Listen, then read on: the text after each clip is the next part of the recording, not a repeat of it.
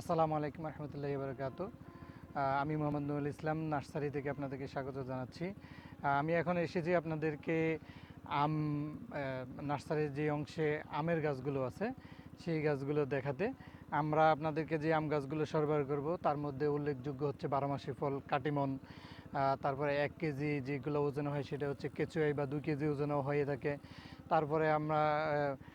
তারপরে আমরা আপনাদেরকে আমরুফালি সুমিষ্ট আম, বাড়ি ফোর, এরপরে ব্যানানা ম্যাঙ্গো, কেচুয়াই, এভাবে আসলে যে ফলগুলো আসলে এখানে আমরা প্রসিদ্ধ, খেতে মিষ্টি সুস্বাদু সবগুলো গাছেই আপনাদেরকে সরবরাহ করব।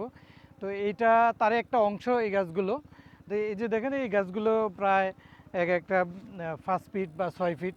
তো আমাদেরকে আসলে সর্বোত্তম গাছ কিন্তু 5 ফিট বা 6 ফিটের মধ্যেই।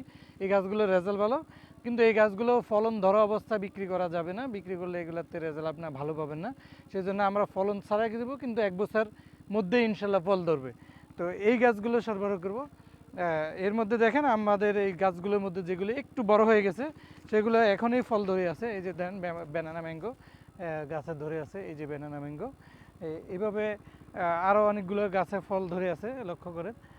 আমরা আসলে এই যে ফল ধরা গাছ, আপনার চাইলে ফল ধরা গাছ আমরা দিব, কিন্তু সর্বোত্তম সাজেশন আসলে বড় ফল ধরা গাছ না নেওয়াই ভালো।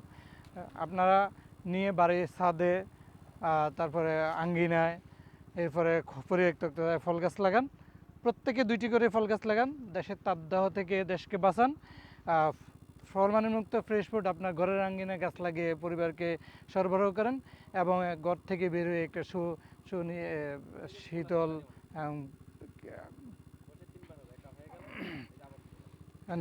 নিরাপদ অক্সিজেন গ্রহণ করুন। এই যে দেখেন এই গাছ যেগুলো আমরা দেখাতে যাচ্ছি এগুলোতে যে ফুল আছে, এই যে কাটিমন, যেটা আসলে কাটিমনে একটা সুইট কাটিমন সবচেয়ে ভালো।